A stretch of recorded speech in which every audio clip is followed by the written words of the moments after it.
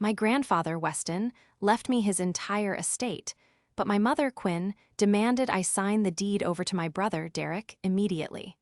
When I refused, she delivered a chilling ultimatum: comply or be erased from the family. Heartbroken, I remembered the one secret weapon Weston had left me. This is where the story truly begins, and you won't want to miss what happens. Make sure you're subscribed to see it through to the end. We're always curious.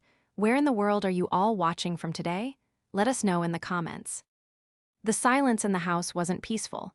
It was heavy, suffocating, and thick with the scent of lilies and stale coffee. I sat at the kitchen table, the polished oak surface cool against my forearms. My head was throbbing, a rhythmic, dull ache behind my eyes that hadn't left me since the funeral service ended 3 hours ago. I was 28 years old, but in that moment, sitting in the house that had been my sanctuary and my prison for the last 5 years, I felt ancient. My bones ached with a fatigue that sleep wouldn't fix. The will reading had been short, brutally short. Grandfather Weston had been a man of few words, and his final legal testament reflected that. To my granddaughter, Natalia, I leave the property at 42 Willow Creek and the entirety of its contents. That was it, no long speeches, no distribution of jewelry or stocks, just the house. The house I had scrubbed, maintained, and lived in while I wiped his chin and managed his oxygen tanks. I heard the gravel crush in the driveway. The sound was distinct, heavy tires rolling too fast. I didn't need to look out the window to know who it was. My stomach did a slow, sick somersault. The front door didn't open. It was thrown wide. Natalia. The voice was sharp, manicured, and devoid of any maternal warmth. It was Quinn, my mother. I didn't stand up. I couldn't. I just watched as they walked into the kitchen. Quinn led the charge, her black funeral dress still perfectly pressed, not a hair out of place. Behind her was Derek, my older brother. He looked disheveled, his tie loosened, his face flushed with a mix of grief and something that looked dangerously like anticipation. "We need to talk," Quinn said, dropping her purse onto the table. It made a heavy thud next to my empty mug. "Can't this wait?" I whispered, my voice raspy. "We buried him 4 hours ago, Mom." "Don't call me that right now," she snapped, her eyes scanning the kitchen, assessing the appliances, the fixtures, the view of the garden. "We don't have time for sentimentality. Derek has a viewing scheduled for his apartment next week. He needs to know where he stands." I blinked, the headache spiking. "What?" Derek pulled out a chair and sat opposite me, leaning in. He smelled of scotch and expensive cologne. "Look, Nat, we know what the will said. The lawyer is an old fool, probably barely lucid himself, but we all know what Grandpa meant." "He meant what he wrote," I said, my hands trembling slightly beneath the table. Quinn laughed, a dry, humorless sound. "Oh, please, you're a single woman, Natalia. You're a what is it you do again? An archivist? You preserve old papers. You don't have a family. You don't have a legacy." She gestured to Derek. "Your brother has 3 children, my grandchildren.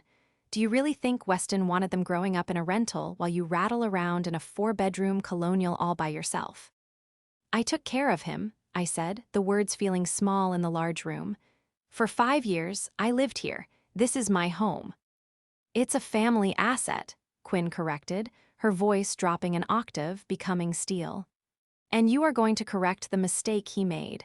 We have the papers in the car. A simple quitclaim deed. You transfer the title to Derek. We'll give you 3 months to find a chaotic little apartment somewhere, maybe closer to that museum you love so much." I looked at Derek. He wasn't even looking at me. He was looking at the ceiling, probably calculating how much it would cost to remove the crown molding. "No," I said. The silence that followed was absolute. Quinn's face didn't change, but her eyes went dead. "Excuse me." I said no. Weston left the house to me. He told me he was going to. He wanted me to have it.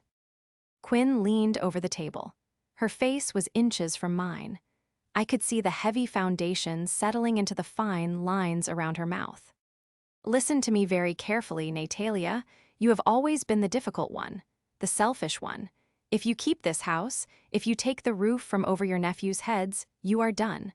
I will not have a daughter who steals from her own flesh and blood. I'm not stealing. You sign that deed by tomorrow morning, she hissed, cutting me off. Or you never speak to us again. No Christmas. No birthdays. You won't see the boys. You will be a stranger to this family. She straightened up, smoothing her dress. Think about it. Choose the house or see. Who's your mother? They turned and walked out. The door slammed, shaking the frame. I sat there in the settling dust, the vibration of the slam humming in my teeth, realizing that the loss of my grandfather wasn't the end of the pain. It was just the opening act. The betrayal hit me harder than the grief. It was sharper, colder, and infinitely more permanent than death. For a long time, I didn't move. The sun began to set, casting long, bruised shadows across the kitchen floor. The refrigerator hummed, the ice maker clattered, and the old grandfather clock in the hallway ticked away the seconds of my new, isolated life. I felt physically ill. It wasn't just the headache anymore. It was a deep, visceral nausea that roiled in my gut. My mother's ultimatum echoed in the empty room. Choose the house or choose your mother. It was a false choice, of course. A trap. If I chose the house, I lost my family. If I chose my mother, I lost my home, my inheritance, and my dignity, only to remain the subservient doormat I had apparently always been to them. I stood up, my legs feeling like jelly, and walked to the sink to get a glass of water. My hands were shaking so bad I splashed water down the front of my black dress. I stripped it off right there in the kitchen, leaving it in a pile on the floor, and wrapped myself in one of Weston's old flannel cardigans that was hanging on the back of a chair. It smelled like tobacco and peppermint, his scent. I wandered into the living room. They had been here less than 10 minutes, but the energy of the house felt violated. Quinn had looked at the room not as a place where her father had died, but as square footage. Derek had looked at the ceiling like he was already tearing it down. I collapsed onto the sofa, pulling the cardigan tight. My phone buzzed on the coffee table. It was a text from Derek. Don't be a brat, Nat. Quinn is really upset. Just sign the papers. I've got a contractor coming at 8 a.m. Tuesday to look at the load-bearing wall in the dining room. Need you to be out of the way. I stared at the screen, my breath catching in my throat. Tuesday? That was 2 days away. He hadn't even waited for me to agree. He was already scheduling demolition. He was that confident, that arrogant. He truly believed that my no was just a temporary glitch, a temper tantrum that would be smoothed over by the steamroller of Quinn's will. They viewed me as an obstacle, a placeholder. To them, I wasn't a person with rights or feelings. I was just the girl who changed the bedpans and now needed to get out of the way so the real heir could take his throne. I remembered the last Christmas Weston was lucid. We were sitting by the fire, just the two of us. Quinn and Derek hadn't shown up, Derek had gone skiing in Aspen, and Quinn had a gala she couldn't miss. Weston had looked at me, his eyes cloudy but sharp. They see the world differently than we do, Natalia, he had rasped, his hand gripping his cane. They see price tags where we see value. Don't let them appraise you, and never let them appraise this house. I hadn't fully understood what he meant then. I thought he was just being sentimental about the woodwork. Now, looking at Derek's text, the rage began to simmer beneath the nausea. They thought I was weak because I was quiet. They thought I was submissive because I was a caregiver. They thought that because I had spent 5 years serving others, I had no spine left to stand up for myself. I didn't reply to the text. I turned off my phone. I walked to the hallway and looked at the portrait of Weston hanging above the telephone table. He looked stern, unyielding. They want a war, Grandpa, I whispered to the empty air. I went to the study, the one room Quinn hadn't entered yet. It was filled with blueprints and old maps. Weston had been a surveyor in his youth, a man who understood boundaries, property lines, and the ironclad nature of legal descriptions. I sat at his massive mahogany desk. In the bottom drawer, hidden beneath a stack of National Geographic magazines from the 1980s, was a heavy, leather-bound folder. Weston had given it to me 3 days before he died. "Open this when the vultures circle," he had whispered, winking, and not a moment before. I placed my hand on the cool leather. Quinn and Derek had the aggression, the volume, and the entitlement. They had the threats. But they had forgotten one crucial thing about Weston. He never started a project without a blueprint, and he never left a job unfinished. To understand why the betrayal cut so deep, you have to understand the last 5 years. I didn't just live with my grandfather. I paused my entire life for him. At 23, I had just finished my master's degree in archival studies. I had a job offer at a prestigious museum in Chicago. I had a boyfriend. I had a plan. Then Weston had his first stroke. Quinn, my mother, was the first to suggest a home. A nice facility, she had. Called it while checking her reflection in the hospital window. Somewhere they can handle the mess. Derek hadn't even come to the hospital. He was launching his first startup, a boutique dropshipping business that failed 6 months later and claimed he couldn't step away from the grind. I was the one who said no. Weston was terrified of nursing homes. He was a proud, private man who loved his garden and his library. So, I turned down the job. I broke up with the boyfriend who didn't want to be tied down to a nursemaid. I moved into the guest room at 42 Willow Creek. For 5 years, I was the landscape architect of his decline. I managed the medications. I learned how to lift a grown man without breaking my back. I cooked pureed meals that actually tasted like food. I read to him when his eyes failed. I held his hand through the night terrors. And where was Quinn? Quinn was a real estate stager. It was the perfect profession for her. She was a master of illusions. She knew exactly how to arrange furniture to hide a water stain, how to angle a mirror to make a room look bigger than it was, how to bake cookies she didn't eat just to create a scent profile for an open house. Her entire life was a facade. She would visit Weston maybe once a month. She'd breeze in, wearing 4-inch heels that clicked loudly on the hardwood, bringing a bouquet of flowers that she would arrange herself, critique the dust on the mantel, and leave after 20 minutes because the energy was too heavy. She never changed a diaper. She never sat through a fever. She never saw him as a human being who was suffering. She saw him as a deteriorating asset. And then there was Derek. My brother, the golden boy. At 34, Derek was a professional entrepreneur. He had cycled through 5 different careers: crypto consultant, high-end sneaker flipper, life coach, and was currently calling himself a luxury asset manager. Which I think meant he washed cars for rich people, though he claimed he was brokering deals. Derek had 3 kids with 2 different women, and he used those children like currency. Whenever he needed money, he'd bring the boys over to Quinn's house. He'd sigh about how little Timmy needed braces or how the twins were outgrowing their shoes. Quinn, desperate to maintain the image of the perfect matriarch, would open her checkbook every time. But Weston had seen through him. "He's hollow, Natalia," Weston had told me once, watching Derek pace around the garden talking loudly on his phone. "He's all veneer, no grain." Now, looking back, I realized Quinn and Derek had been banking on this moment for years. They didn't help with the caretaking because they assumed the payout was guaranteed. They viewed my 5 years of servitude not as a sacrifice, but as rent payment. I was the live-in help, keeping the asset warm until the real owner was ready to take possession. I looked at the leather folder on the desk. The antagonist of my story wasn't just greed, it was my mother. Quinn was a woman who believed she could stage manage reality. She thought she could rearrange family loyalty like throw pillows.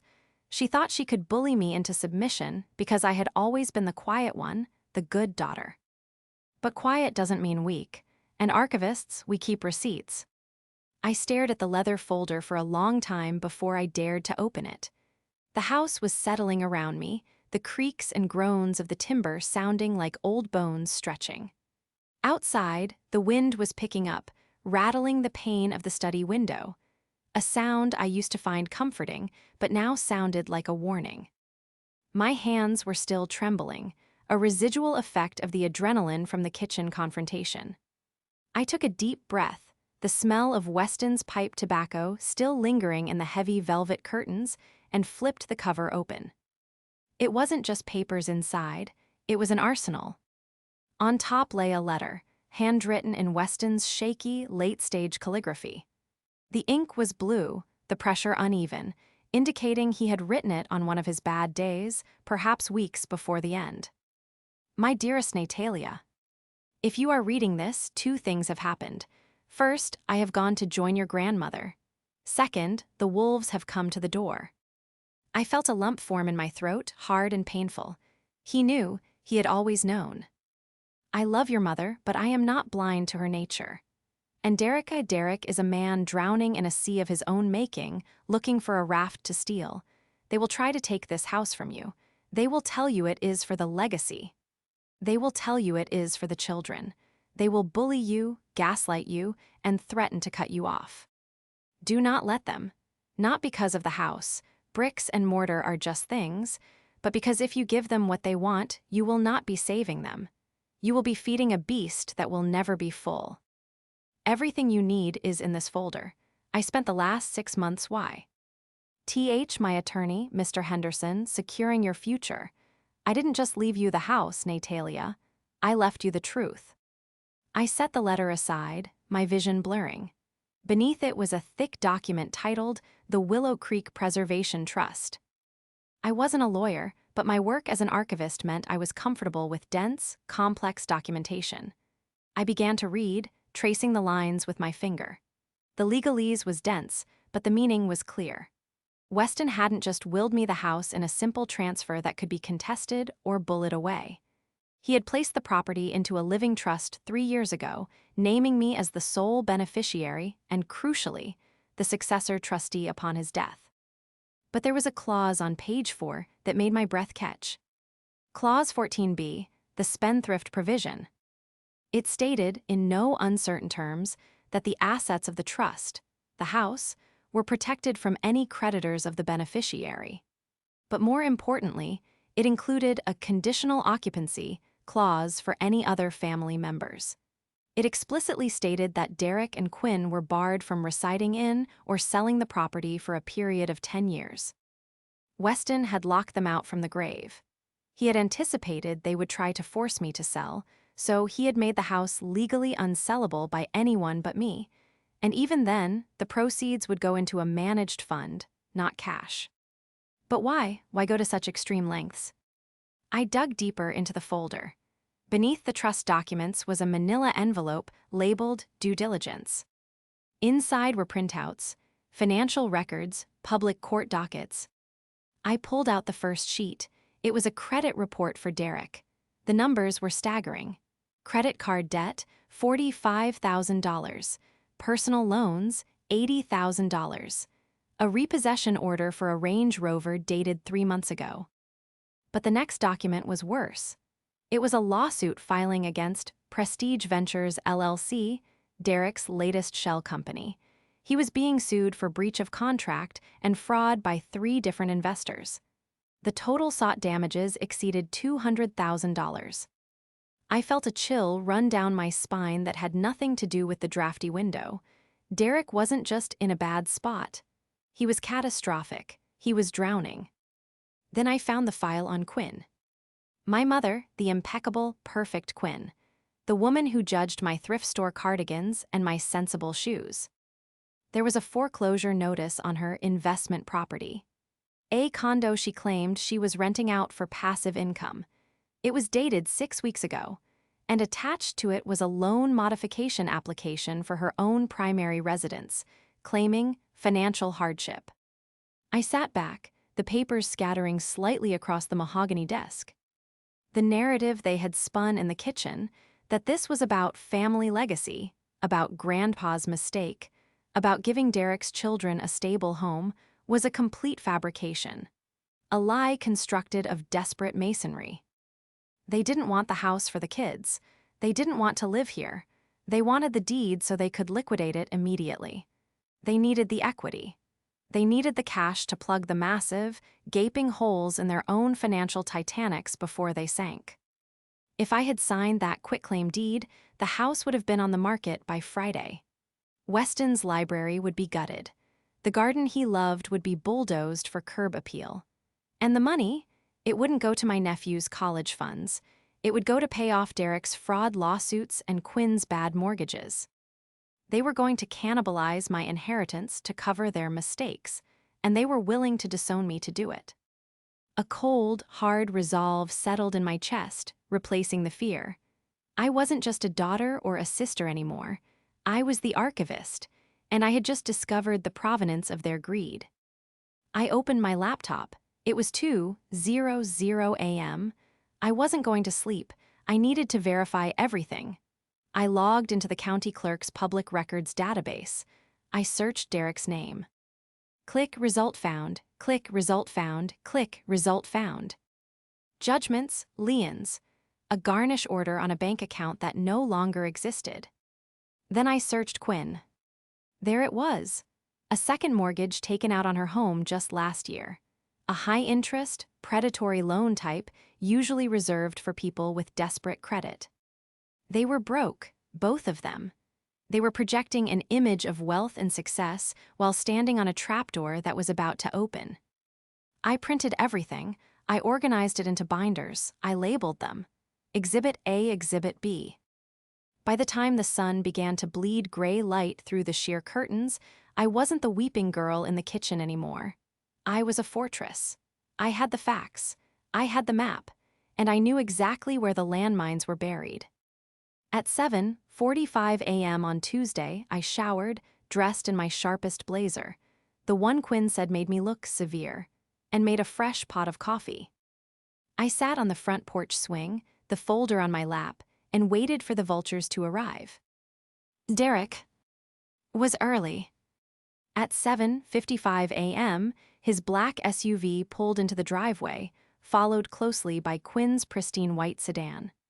They parked aggressively, taking up the entire width of the turning circle, boxing in my small Honda Civic. It was a power move, a physical manifestation of their intent to dominate the space. I didn't stand up. I stayed on the porch swing, sipping my coffee, watching them over the rim of the mug. Derek got out first. He was wearing a suit, but he looked tired. The bags under his eyes were heavy, and there was a frantic energy in the way he slammed the car door. He wasn't alone. A man in a windbreaker with a clipboard climbed out of the passenger side, the contractor, I assumed. Quinn emerged from her car like a queen exiting a carriage, sunglasses on despite the overcast sky. She carried a thick envelope, the deed. They marched up the walkway. The crunch of their shoes on the gravel was the only sound in the morning air. "You're up," Derek called out, his voice feigning cheerfulness but tight with tension. "Good, we have a lot to get through today." They reached the bottom of the porch steps. I looked down at them, rocking slightly on the swing. "Good morning," I said. My voice was calm, steady. It sounded foreign to my own ears. "This is Mr. Evans," Derek said, gesturing to the man with the clipboard. "He's going to check the foundation and the load-bearing walls.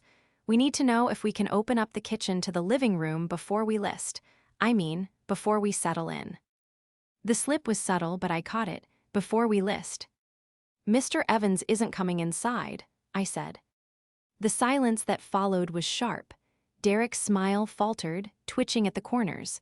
Quinn took off her sunglasses, her eyes narrowing. "Excuse me," Quinn said, her voice dropping that dangerous octave. "Natalia, we discussed this. We are not doing this again." "We didn't discuss anything," I replied. "You gave orders, I listened. Now I'm speaking. This is private property. Mr. Evans is trespassing. Please leave." Mr. Evans looked uncomfortable, shifting his weight from one foot to the other. Mr. Sterling, you said you were the owner." "I am the owner," Derek snapped, his face flushing red.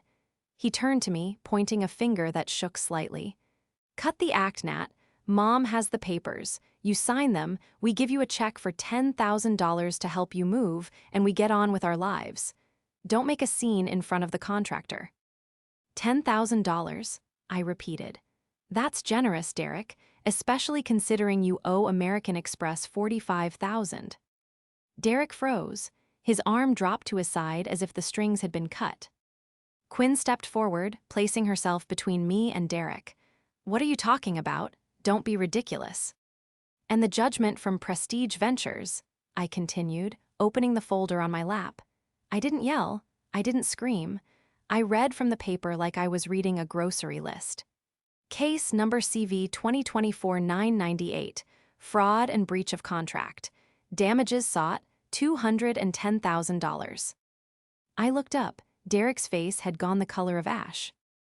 And you, mother, I said, turning my gaze to her. The foreclosure notice on the condo, the high-risk second mortgage on your house, you're both insolvent. You went through our private financial records. Quinn shrieked, her composure shattering instantly. How dare you? That is illegal. That is. It's public record, Quinn, I said, using her first name intentionally. It took me 3 hours on the county clerk's website.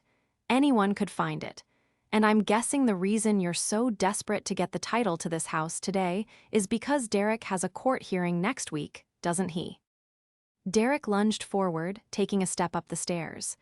You shut your mouth, you don't know anything. This is about the family.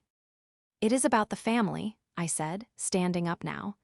I was taller than Quinn, and with the elevation of the porch, I towered over them. It's about you trying to liquidate Grandpa's legacy to pay for your gambling and your lies. You were never going to live here. You were never going to move the boys in. You were going to sell it to a developer, maybe even Mr. Evans here, and strip it for cash. I looked at Mr. Evans. Are you a contractor or a developer? Mr. Evans cleared his throat, looking at his clipboard. I represent Highland Development Group. We specialize in rapid acquisitions. Get off my property, I said to him, now. Mr. Evans didn't wait for Derek's permission. He turned and walked briskly back to the SUV. Derek looked like he was going to vomit, but Quinn went cold. The shock on her face hardened into something ugly, something reptilian. You think you're so smart, she hissed, her voice low and venomous. You think digging up some dirt changes anything? You are one person, Natalia. You are a nobody. We are your family. If you don't sign that house over, I will ruin you. Why? LL tell everyone, Aunt Margaret, the cousins, the church, that you manipulated a dying old man. That you forced him to change his will while he was medicated. We will sue you for undue influence. We will tie this house up in court for years until you bleed dry. Do it, I said, but before you do, you might want to know about the trust. What trust? Derek snapped. The Willow Creek Preservation Trust, I said, holding up the document. Weston put the house in a trust 3 years ago. I am the trustee, and there is a specific clause that says if any family member contests the validity of the trust or the will, they are automatically disinherited from any future distribution. And furthermore, I paused, letting the words hang in the air. The trust forbids the sale of the home for 10 years. You're lying, Quinn whispered. Read it, I said, tossing the photocopy down the stairs. It landed at her feet. Quinn snatched it up, her eyes scanning the pages frantically. Derek read over her shoulder. I watched the realization wash over them. They were trapped. They couldn't sell it. Even if they bullied me into resigning as trustee, the restrictions were baked into the deed. The asset was liquid-proof. You BTCH, Derek spat, looking up at me with pure hatred. You selfish, manipulative little BTCH. Get off my driveway, I said, sitting back down on the swing and picking up my coffee. Or I call the police. And I think, given your current legal standing, Derek, the last thing you want is police involvement. They didn't leave immediately. They stood there for a long minute, radiating hate. Then, without a word, Quinn turned, marched to her car, and got in.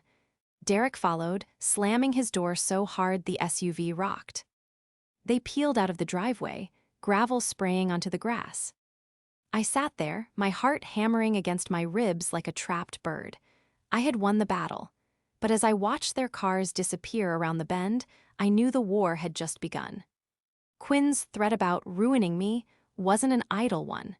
She was a master of narrative, and she was about to spin a story that would turn the entire extended family against me. The silence after they left was short-lived. By noon, my phone began to blow up. Not calls from Quinn or Derek, they were too smart for that now. They knew I was documenting things. No, the attacks came from the flying monkeys. First, it was Aunt Margaret. "Natalia, your mother just called me in tears. She says you kicked her off the property. After she just buried her father, I knew you were stressed, but to be so cruel to your own mother when she's trying to help you manage the estate. Call her and apologize immediately." Then Cousin Bate. "Hey Nat, hearing some crazy stuff about you blocking Derek from the house. You know he promised those rooms to the twins, right? Don't be the evil aunt. Just let them have the house, you don't need all that space." Then, a darker message from an unknown number. "You're going to regret crossing us. We're coming for everything. The archives job, gone. Your reputation, gone." I blocked the numbers. I turned off notifications. But the anxiety was a living thing, crawling under my skin. I felt isolated. Quinn was painting a masterpiece of a lie. Natalia, the unstable, greedy daughter, taking advantage of a senile old man to steal the family home from her struggling brother and his innocent children. It was a good story. People love a villain, and Quinn knew exactly how to cast me as one. I needed help. I couldn't fight this on an island. I called Mr. Henderson, Weston's attorney. He answered on the second ring. "I expected to hear from you, Natalia," his gruff voice said. "Your mother called my office an hour ago. She was unpleasant." "She threatened to sue for undue influence," I said, pacing the living room. "She's telling the family I manipulated him." "Let her talk," Henderson said calmly. "We have the video." I stopped pacing. "Video." "Weston insisted on it," Henderson explained.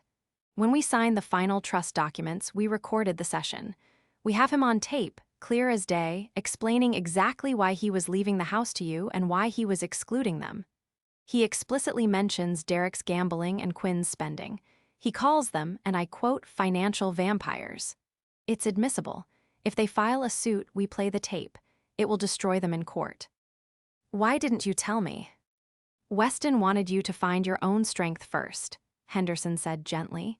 He said, "Give her the sword, but let her learn to swing it before you give her the shield."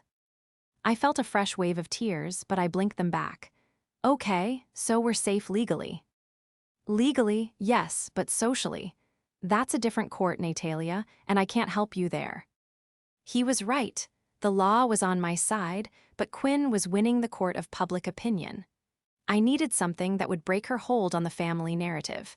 I needed to prove to Aunt Marg, Errett, and everyone else that this wasn't about me being greedy. It was about Quinn and Derek being frauds. I went back to the paperwork. I had the debts. I had the lawsuits, but I needed the connection.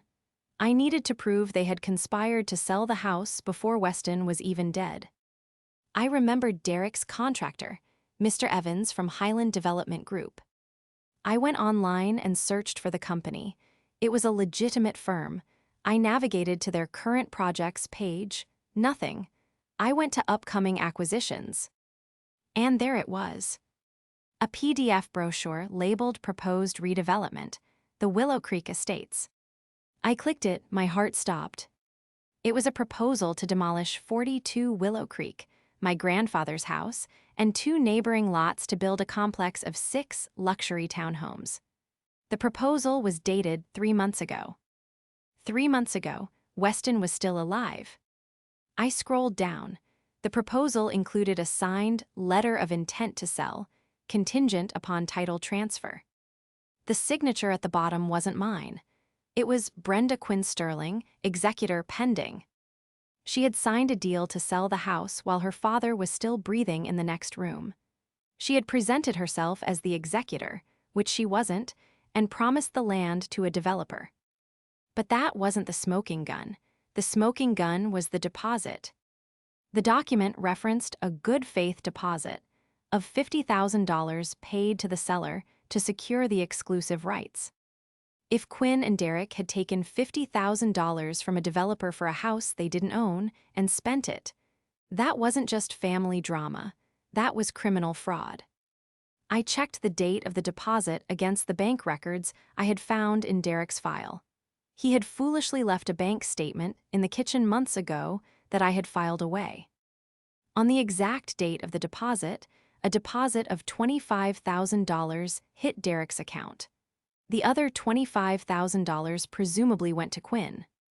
And 2 days later, Derek transferred $20,000 to an online sportsbook. I sat back, the air leaving my lungs. They hadn't just planned to sell it, they had already sold it. They had taken the money and gambled it away. Now, the developer was coming for the deed, and if they couldn't deliver, they would be facing criminal charges for theft by deception. That was the desperation. That was the panic. They weren't fighting for a house, they were fighting to stay out of prison. I had them.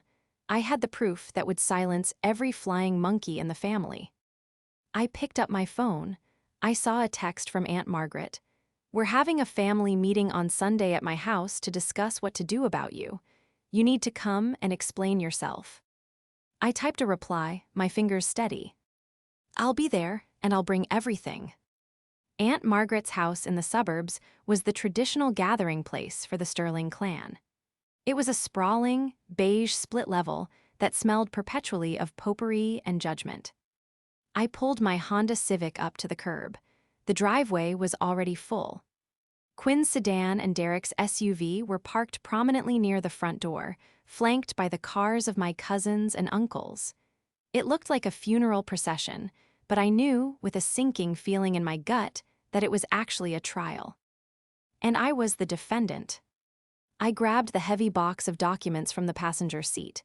My hands were shaking, not from fear this time, but from a vibrating, high-frequency rage. I took a deep breath, checked my reflection in the rearview mirror, eyes clear, jaw set, and walked up the path. I didn't knock, I just walked in. The living room was crowded. There were about 15 people there, aunts, uncles, cousins.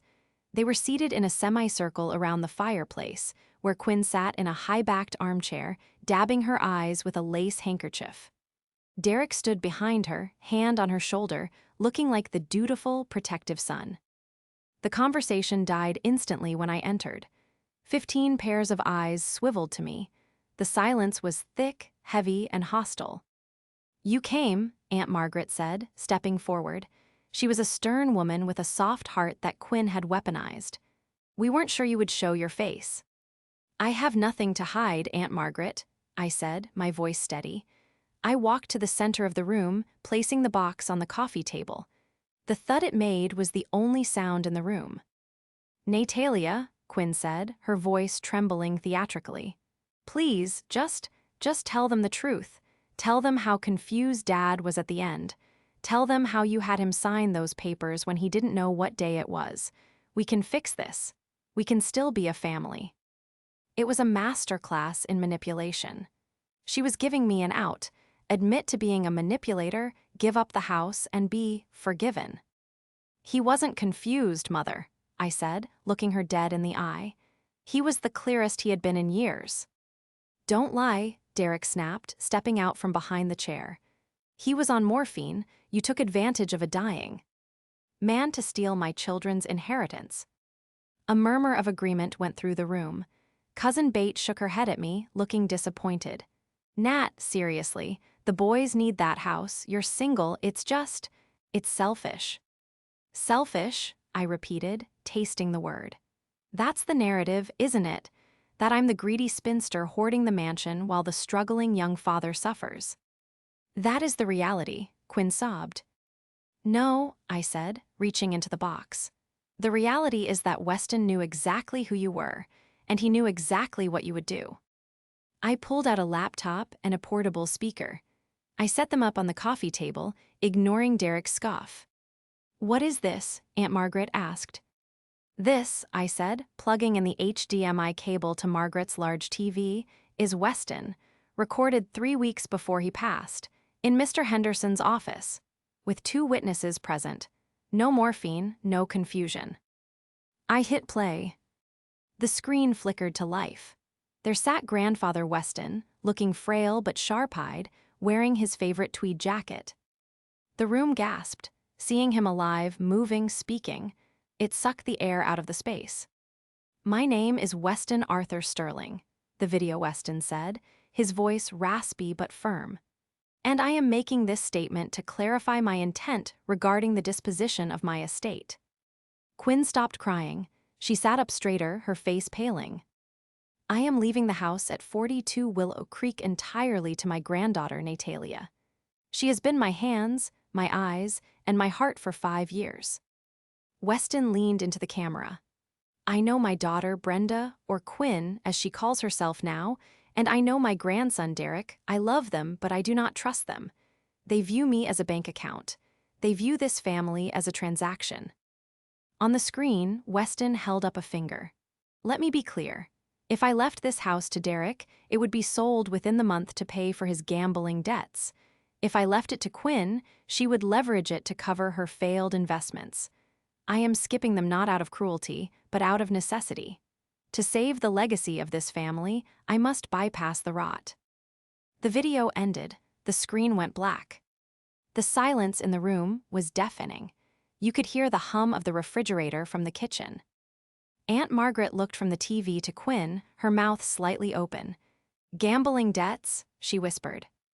"It's a fake," Derek yelled, his voice cracking. "That's AI, she deep-faked it, that's not real." "It was recorded by a certified estate attorney," I said calmly. "But if you don't believe the video, maybe you'll believe your own signatures." I reached back into the box and pulled out the binder labeled Highland Development. "You said you wanted the house for the kids, Derek," I said, holding up the brochure. "You said you wanted to raise Timmy and the twins there. So why did you and Mom sign a letter of intent to sell the property to Highland Development Group 3 months ago?" I tossed the document onto the coffee table. It slid across the polished wood and stopped in front of Uncle Bob. He picked it up, putting on his reading glasses. "Townhomes," Bob read aloud. "Demolition of existing structure. Signed Brenda Quinn Sterling." "That's a draft," Quinn shrieked, standing up. "That was just an inquiry to see what it was worth." "An inquiry doesn't require a $50,000 deposit," I countered, pulling out the bank records. "Does it?" I held up the enlarged printouts of the bank transfers. "Here is the wire transfer from Highland Development to an account managed by Quinn and Derek Holdings. $50,000, paid 90 days ago." I took a step toward them. "And here is the transfer, 2 days later, from that account to BetMGM Sportsbook and Vegas Kings Online. $20,000. I turned to the rest of the room. They didn't want the house for the family. They had already sold it. They took 50 grand from a developer for a house they didn't own, and they gambled it away. They needed me to sign that deed today because if they don't deliver the title by the end of the month, they are liable for criminal fraud. They aren't trying to save the legacy. They are trying to stay out of jail." The reaction was instantaneous and explosive. Aunt Margaret turned on Quinn with a ferocity I had never seen. "You sold Dad's house before he was even dead, and you gambled the money." "It wasn't like that," Quinn stammered, backing away. We were investing, it was a sure thing, we were going to pay it back." "You told me you needed money for Timmy's tuition," Cousin Bate yelled at Derek. "I lent you $2,000 last month. Did that go to a sportsbook too?" Derek looked like a trapped animal. He looked at the door, then at me. "You ruined everything," he hissed. "You jealous, miserable." "Enough," Uncle Bob stood up. He was a retired police officer, and his voice carried the weight of authority. "Derek, shut your mouth. Quinn, sit down." "No," Aunt Margaret said, her voice shaking with tears. "Get out, both of you, get out of my house." "Margaret, please," Quinn pleaded, reaching for her sister's hand. "Don't touch me," Margaret recoiled. "You dragged us all here to bully Natalia. You made us accomplices to your theft. You looked me in the eye and told me Dad was confused. The only confusion here was assuming you had a conscience." "Get out," Bates screamed. Derek didn't wait. He stormed out the front door. Quinn stood there for a moment, looking at the circle of family members who were now looking at her with pure disgust. Her mask had finally, completely slipped. She looked old, tired, and incredibly small. She looked at me one last time. There was no anger left, just a hollow, terrified realization of what she had lost. She turned and walked out the door. When the latch clicked shut, the energy in the room collapsed. Aunt Margaret sank onto the sofa and buried her face in her hands. I stood there, the binder still in my hand, feeling the adrenaline drain away, leaving me exhausted but lighter than I had felt in years. The fallout was swift, brutal, and entirely of their own making. Highland Development Group did not take kindly to being defrauded. When I sent them a certified letter informing them that the property was held in a trust and that the sellers had no legal standing to negotiate a deal, they pulled the plug immediately. Since Quinn and Derek had already spent the $50,000 deposit, they couldn't pay it back. Highland filed criminal charges for theft by deception and civil suits for damages.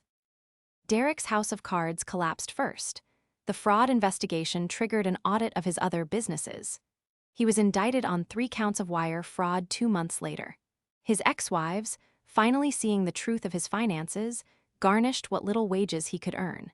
He ended up moving into a basement apartment 3 towns over, working at a car rental agency. I heard through the grapevine that he blames me for everything, telling anyone who will listen that his sister stole his empire. No one listens. Quinn fared no better. To pay back Highland and avoid jail time, she had to liquidate everything. She sold her condo. She sold her car. She cashed out her meager retirement. She avoided prison, but she lost her status, which to Quinn was a fate worse than death. She moved into a small, 1-bedroom apartment in a complex she used to make fun of. She sends me letters sometimes, long, rambling notes oscillating between begging for money and blaming me for her humiliation. I archive them, I don't read them. The reconciliation I found wasn't with them. It was with the rest of the family and with the house itself. A week after the showdown, Aunt Margaret came to Willow Creek. She brought a lasagna and a bottle of wine. We sat on the back porch, watching the sun go down over Weston's garden. "I'm sorry," she said, her voice quiet. "I should have known, I should have looked closer. It was just easier to believe her because, well, she's my sister, and you were always so quiet." "I know," I said. "It's okay." "It's not okay," Margaret insisted. "We left you alone to do the hard work, and then we judged you for it. Weston was right. You were the only one who really loved him." She reached out and squeezed my hand. "You belong here, Natalia. This is your home." That night, after Margaret left, I walked through the house. It felt different now. The heavy, suffocating atmosphere of the funeral was gone. The threat of the demolition, the staging, the selling, it had all evaporated. I went into the library. I sat at Weston's desk. I had used the skills he taught me, patience, documentation, attention to detail, to save what he loved. I wasn't just an archivist of old papers anymore. I was the guardian of this place. I opened the drawer where the leather folder had been. I placed a new document inside, the final court judgment dismissing Quinn's claims against the estate. I looked up at the portrait of Weston above the mantel. In the dim light, he looked like he was smiling. "We did it, Grandpa," I whispered. "The wolves are gone." The house creaked around me, a warm, settling sound. I was safe. I was home. And for the first time in my life, I wasn't waiting for anyone's permission to stay.